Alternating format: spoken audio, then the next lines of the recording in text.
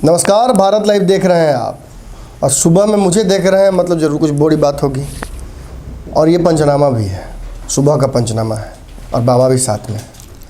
इतना कुछ एब्जॉर्ब कर लिए होंगे तो अब सुन लीजिए कि बड़ी खबर भी है। पहले तो बाबा से बोलेंगे, बाबा मेरे पीठ ठोकिए। एक और भविष्यवाणी सही, एक और भविष्यवाणी सत्य हुई और ये भविष्यवाणी आज से नहीं, लगातार चुनाव के समय से चल रही है और एक बार फिर से सत्य हुई है। सुनिएगा तो आप भी बाबा यहाँ गेट पास चाहिए हमको दर्शकों से शेयर चाहिए जी। अब हम नमन मिश्रा नहीं है, हमको पूरा रिस्पेक्ट चाहिए और पूरा शेयर चाहिए इस वीडियो पे। वीडियो शेयर कीजिए तब बताएंगे कि क्या मामला है। बेचैनी भी ज़्यादा होगी इन लोगों की, इसलिए ज़्यादा शेयर करना शुरू कर दीजिए भाई। मामला बहुत गंभीर है और गंभीरता को आप सीरियसली अगर नहीं लीजिएगा, सुबह सुबह का समय है, रातों रात के बाद का ये एपिसोड है। अब उसके बाद सुबह में उठ के करना पड़ा। उसके बाद नमन जी, सबसे पहला बात कि अपना भोरे पीछे करके ले रहे हैं जी।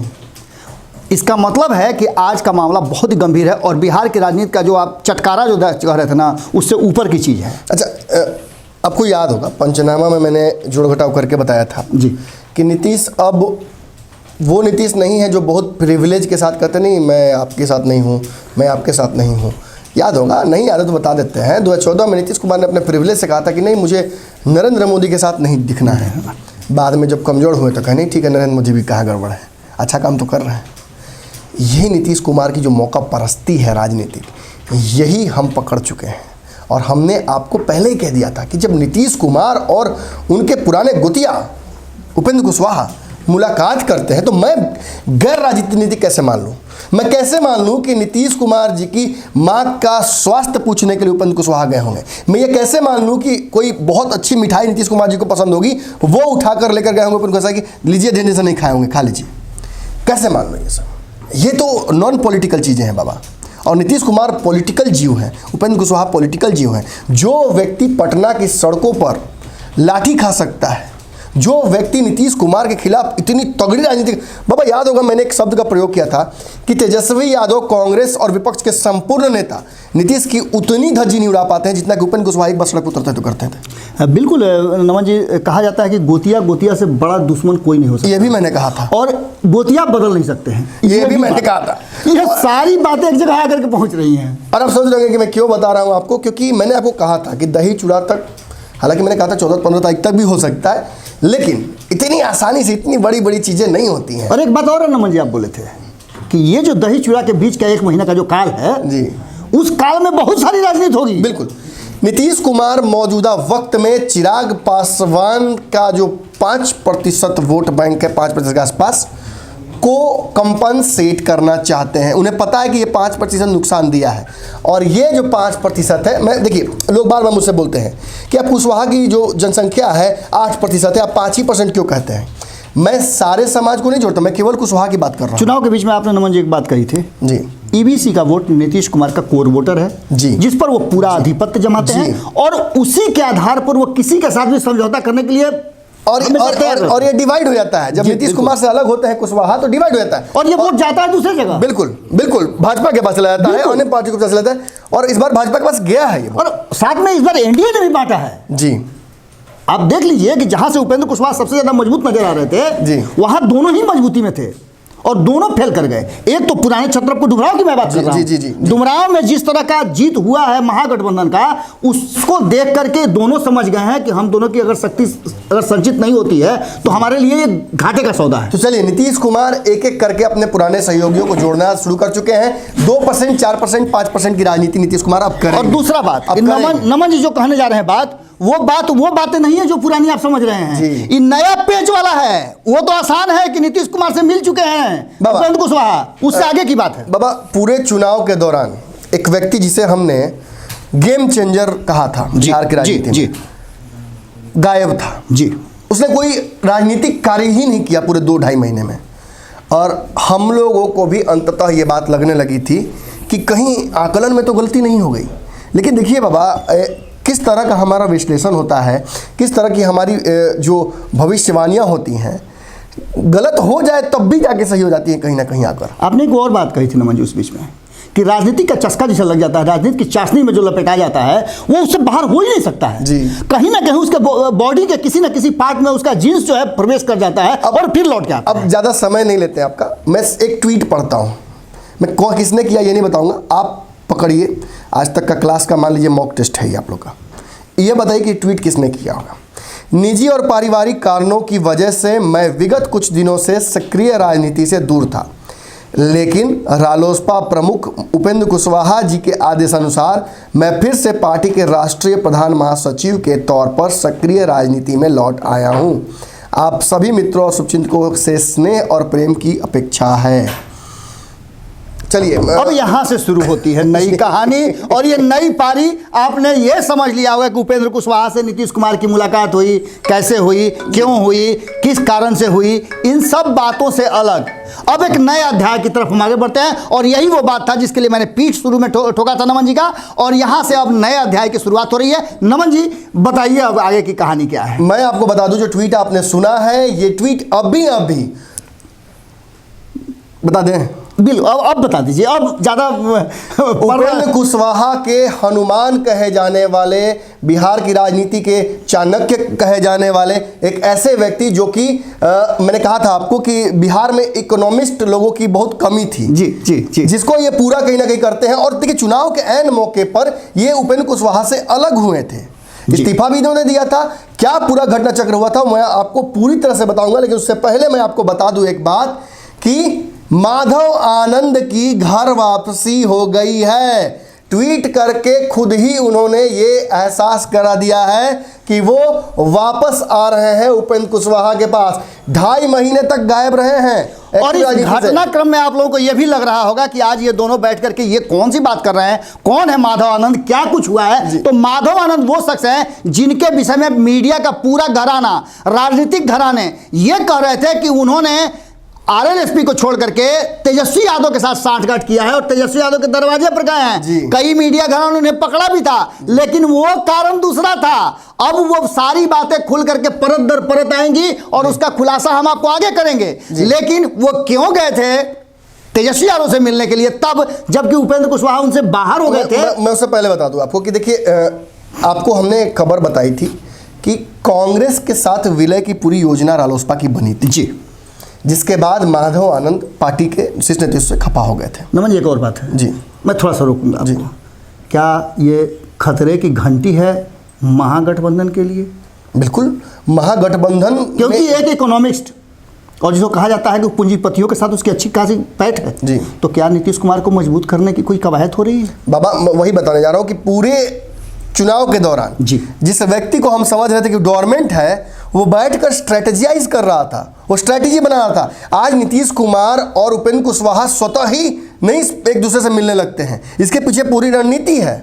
ये सारी चीज़ें धीरे धीरे करके परत दर परत खुलती जा रही हैं। अब स्पष्ट हो गया है, आपको बता दें पुरानी खबर जरूर है लेकिन दर्शकों को याद जरूर होना चाहिए, उपेंद्र कुशवाहा का नीतीश कुमार के साथ पट नहीं रहा था जी, गोतियारे वाली लड़ाई। लेकिन एनडीए का रास्ता खुला हुआ था। जब जीतन राम मांझी की वापसी हुई थी तो सबसे पहला कयास यही लगाया था कि अब उपेंद्र कुशवाहा की भी वापसी हो सकती है। और तीनों के तीनों एक जगह मिल रहे थे जी, तीनों मिल रहे थे, जहां भी मिल रहा था, गुप्त बैठक बिल्कुल बैठक हो रही थी। और कांग्रेस की तरफ ही सारे लोग देख रहे थे, क्योंकि आरजेडी से नहीं बन रहा था जी जी जी। और ये वो वक्त था जब उपेंद्र कुशवाहा के हाथ में बहुत कुछ था, चाहते तो वो अपने जा सकते थे, लेकिन वो जिस तरह का पूरा माहौल बना रहे थे उस समय, जो माधव आनंद ने एक स्ट्रेटजी बनाई थी, उस स्ट्रेटजी को लेकर के कहीं ना कहीं थोड़ा सा पिछड़ गए उपेंद्र कुशवाहा और बाकी लोगों ने स्टेप आगे बढ़ाया। खबर क्या है मैं बता दूं आपको एग्जैक्टली। अंदर की खबर यह है कि ये जो ट्वीट इन्होंने किया है, देर जरूर लगा दी इन्होंने ट्वीट करने में, लेकिन हमारे पास पुख्ता खबर थी कि ये वापसी करेंगे, क्योंकि पूरी स्ट्रैटेजी नीतीश कुमार और लव और कुश को एक करने की ये पर्दे के पीछे रच रहे थे। पिछले 2.5 महीने में नीतीश कुमार के माध्यम से इन दोनों की दोस्ती और ये बात एहसास कराना कि अगर लवकुश एक हो जाते हैं तो ये जो बड़ा वोट बैंक बन जाता है लगभग 15% के आसपास का, ये कहीं नहीं जाएगा, ये सीधे तौर पर नीतीश कुमार के पास आएगा, एनडीए के पास आएगा। और इस वोट बैंक से नीतीश कुमार भी मजबूत हो सकता, और आवश्यकता पड़ती है तो एनडीए भी इस वोट बैंक का प्रयोग कर सकता है। साथ ही जो इन्होंने इस्तीफा दिया था माधव आनंद ने जी, वो इस्तीफा तो सब जानते हैं, कहानी दिया था, लेकिन उसके पीछे की कहानी कुछ और थी। हुआ क्या था कि माधव आनंद राजद कार्यालय के बाहर, जैसे ही तेजस्वी यादव, माफ कीजिए राजद कार्यालय में बोल रहा हूँ, तेजस्वी यादव के आवास के बाहर पकड़े गए थे जी। एक न्यूज चैनल निजी ने उन्हें पकड़ लिया था तेजस्वी यादव से मुलाकात करके निकलते हुए, लेकिन ये कहानी किसी ने आपको एग्जैक्टली नहीं बताई है। अगले ही दिन इनका इस्तीफा गिरता है। जी। दरअसल कहानी पूरी ऐसी है कि आपको याद होगा कि इसी पार्टी से अलग हुए थे मुख्य प्रवक्ता अभिषेक झा जी, जिन्होंने एक लेटर निकाला था। उस लेटर में उन्होंने स्पष्ट तौर पर लिखा हुआ था कि एक 8वीं पास व्यक्ति के दरवाजे पर एक शिक्षाविद खड़ा रहता है, यह देखकर बहुत दुख होता है। और इन्हें तो बहुत दुख ज़्यादा हो रहा होगा क्योंकि ये तो हनुमान कहे जाते हैं उपेंद्र कुशवाहा के। बिल्कुल नमन जी। और यही जो पैचअप की रणनीति है, यही जो संवादहीनता है, इसको समाप्त करने के लिए और अंतिम निर्णय तेजस्वी का जानने के लिए कि आखिर उपेंद्र कुशवाहा और रालोसपा को लेकर आपकी रणनीति क्या है। सम्मानजनक समझौता करना है तो कीजिए, वरना नहीं करना है तो टाटा बाय बाय। कहीं ना कहीं इसके बाद जब ये वापस आते हैं और उपेंद्र कुशवाहा से मुलाकात करते हैं और ये दबाव डालते हैं कि एनडीए के साथ हमें आगे बढ़ना चाहिए, हमारी रणनीति बन चुकी है, लेकिन तब तक कहीं ना कहीं अंदर ही अंदर ये खबर भी ये भी आती है कि उपेंद्र कुशवाहा ने तब तक कमिटमेंट कर दिया था बसपा के साथ और ओवैसी के साथ। जिस जीडीएसएफ की बात हम कर रहे हैं, इन सारी बातों के बीच में नमन जी आपने तो पूरा स्ट्रक्चर रख दिया, पूरा स्केच बना दिया। जीडीएस के साथ उनकी जाना मजबूरी हो गई और उपेंद्र कुशवाहा ने एक तरह से कहा है जो जहर पीने की बार बार वो कर रहे थे उस जहर को उन्होंने पी लिया। लेकिन ये बात कहीं ना कहीं अभिषेक झा और माधव आनंद को अच्छी नहीं लगी। अभिषेक झा ने जो राजद का स्टैंड था उस पर इस्तीफा दिया और कहीं ना कहीं ये जो गठबंधन था, जो एक अलग गठबंधन बना एनडीए से अलग हटकर, वो इन्हें अच्छा नहीं लगा। बताया जाता है बाबा कि एक समय था जब उपेंद्र कुशवाहा एनडीए में थे जी, अंतिम दौर, जिस समय वो इन्होंने इस्तीफा दिया था, उस दौरान जो नीतीश कुमार पर उन्होंने आरोप लगाया कि 2 केंद्रीय विश्वविद्यालय में लेकर आ रहा था और जमीन के मामले में फंसा दिया गया और वो नहीं हो पाया। उस पर भी कहा जाता है कि एनडीए से हटने का भी जो कहीं ना कहीं एक प्लान था, वो भी इसी तरीके से बैठकर डिसाइड किया गया था। उसमें भी बड़ा योगदान कहा जाता है। इन सब बातों के बीच में नमन जी एक और बात आपकी याद में देना चाहता हूं, खास करके भारत लाइव के दर्शकों को, और बिहार की जनता इस बात को अच्छी तरह से जानती है। कई लोगों ने हमें उस समय भी फोन किया था।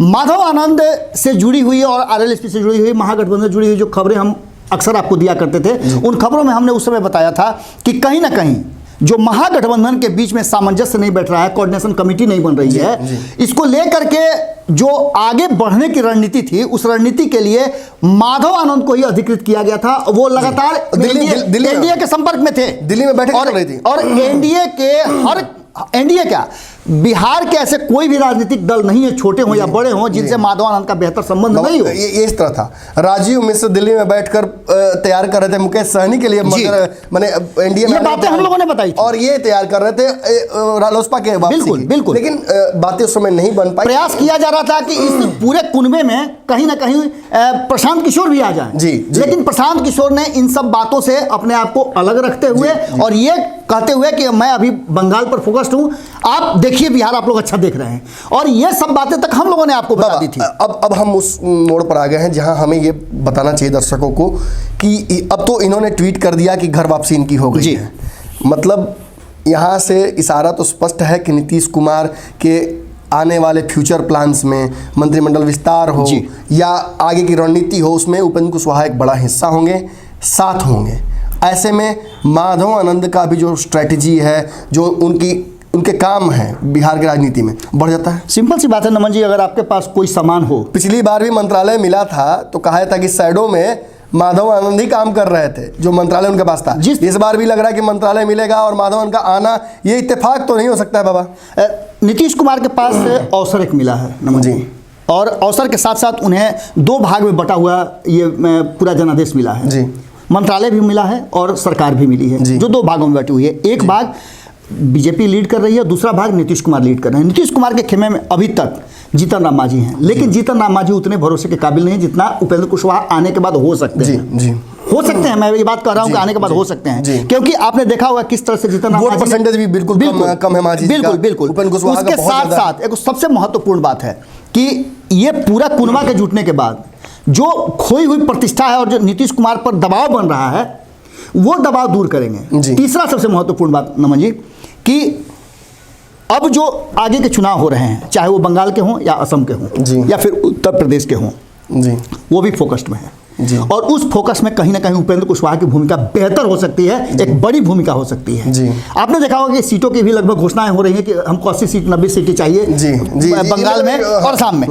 इन सब के साथ एक बहुत महत्वपूर्ण बात है जो आप लगातार कह रहे थे और जिसकी चर्चा हम लोग पिछले 3-4 दिनों से कर रहे हैं, जो हमारे सर्वेक्षण के हिसाब से और भीतर खाने से जो हमारी खबरें आई हैं उसके हिसाब से था कि बहुत सारे ऐसे लोग हैं जो नहीं चाहते थे कि तेजस्वी यादव मुख्यमंत्री बने, जिसकी आज खुलासा भी लगभग हो चुका है अपने चैनल पे। जी कल ही हमने खुलासा किया है, आप ले रहे थे इंटरव्यू कांग्रेस के प्रवक्ता से, तो ये बातें सामने खुल करके आई और हमारा आकलन तो था ही कि कुछ लोग थे जो एनडीए में चाहते थे कि ऐसा हो, और तो इन सब बातों पर अब कहीं ना कहीं ये माधव आनंद का बाहर एक बार निकल जाना और गुप्त से जैसे लावा कैसे फूटता है, लावा की तरह शांत थे, एक बार फूटे तो निश्चित रूप से कोई बड़ा स्ट्रेटजी लेकर के आए हैं।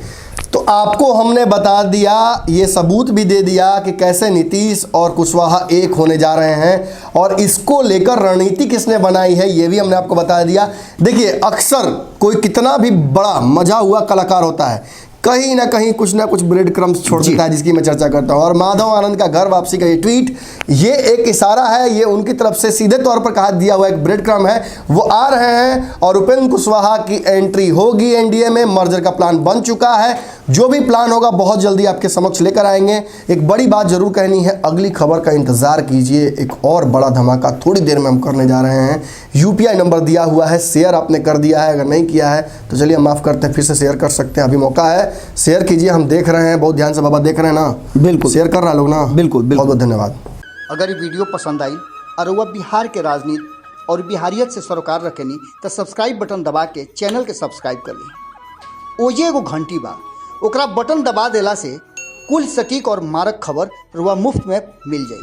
अगर रुआ पत्रकारिता के हमनी के नया प्रयोग में सहयोग कर चाहतानी तो ज्वाइन बटन दबा दी। पेटीएम नंबर नोट कर ली 9386816700। धन्यवाद।